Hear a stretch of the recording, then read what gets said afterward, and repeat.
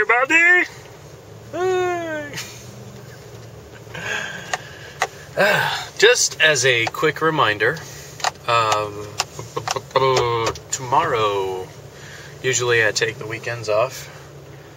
Saturday and Sunday, I totally take off from the computer. Like, I don't get on the computer at all, not one iota. Sometimes in a pinch, gotta check an account balance or like an urgent response. But as a rule, I flat out stay off the computer Saturday, Sunday. Works out good. Nice little break, and it's one of those things that has kept me at it. I've been making videos regularly, not necessarily every day, but more or less continuously since about September of 2009. So by doing the break on Saturday and Sunday, it sort of keeps me from that position of burnout or lack of inspiration. I get a chance to really recharge the batteries, give other people a chance to get their vids up, the vid responses. So many people don't have a chance to get right on the spot with a video response. And around Monday, I catch up with the comments and we get to rocking and rolling. But tomorrow's going to be a little bit different.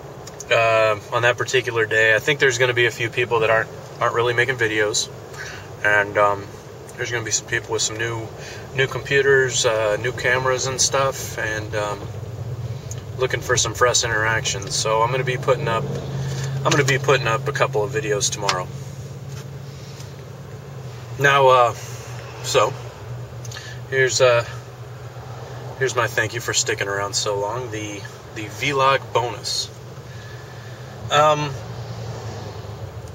As this is a video response to Roller Podger and his discussion about capitalism and how it should interact with democracy in order to make a well-regulated market. It's sort of a difficult concept to me because I am a very pure capitalist. I really believe that in the long run a market will balance itself out without outside interaction. And I also believe that to put in place a system of market interference can, in the wrong circumstances, harm the market. But two, I'm enough of a realist to understand the nature of humanity, in that if a game can be rigged, somebody will find a way eventually. So you do your best and you work with what you got. So Roller Podger made mention of that vid, and there's a link right there and a link right here. So you can take a look at that now if you want to pause it and then come back here at about 3:45. I'll be waiting when you get back. Okay, so he talks briefly, given kind of a broad stroke, about a blend of democracy into capitalism. The idea being is if capitalism is pushed too far, where such an advantaged monopoly is in place that nobody can get in, the majority of the people continues to build and build and build until it becomes such a great majority that it becomes a violent balance of the market. They will literally get in there and tear it down. And as history has shown us, in many cases, has led the way for what eventually becomes a very, very tyrannical governing system. But what would the ideal be? Let's say you do have a market where a majority has really built up a stronghold, really made a fortress. Not at all unlike what we're dealing with now with the communication and entertainment industry. If you want If you want the really, really good end advertising revenue, you'd be hard pressed to beat Google or Yahoo. I mean, what else are you going to do? Same thing goes for a computer system.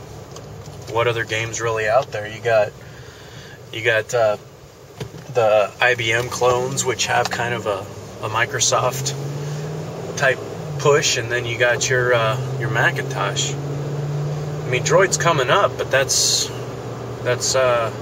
it's not quite on the operating system levels of those other two, and Droid has a pretty heavy duty backer. But that's a bit of a tangent. The ideal would be you have a 51% majority within a democratic representation that says, hey, this company has become so powerful that it is beginning to harm the rest of the market, and in effect it is damaging the economy. And that's really, on paper, what the system tries to do. I very much understand and get that that isn't what happens, but it's what should happen, in my opinion. So a 51% determines, okay, this particular corporation needs to be stunted, and it's able to happen because democracy is able to operate before it needs to grow to the point where it becomes its own monster, which can be every bit as harmful, regardless of which end of the spectrum you go. When you get out of balance and ideas and pursuits is when you get into trouble every time.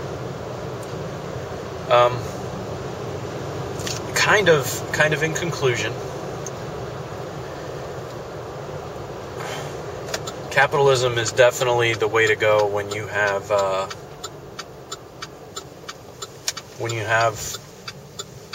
a practical will of a person going on, like what really hits the ground.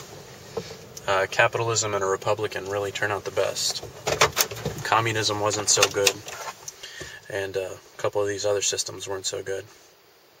Fascism, definitely a dismal failure. But now, when to employ that sort of market stunting, that's up to a good working democracy. And how to stunt that particular corporation is also up to that democracy. A good start would be to figure out a way to hold a corporation as accountable as what an individual is accountable for crimes. Just as a quick example, if I were to pollute the ground, the EPA would be able to fine me or punish me to the point where it would have its intended purpose. It would cripple my ability to continue damaging the environment. However, with a corporation, there's these caps in some cases on pollution, to where a company may only be fined, I don't know, $20,000 a day. Seems like a lot of money, doesn't it? No, not if you're making $500,000 a day. It ain't shit. Cost of doing business, big deal. We pay it. We buy pollution chits from other companies that aren't using them. That's not the intention of those pollution chits. Just a couple of quick examples and a few broad strokes in what's a very big subject. But I think it's brilliant the way that Roller Podger brought up what capitalism really is, what democracy really is, and what communism really is. And hopefully we're very far from ending this discussion. I really appreciate your time today, and we'll be seeing you tomorrow with a few vids. Thanks.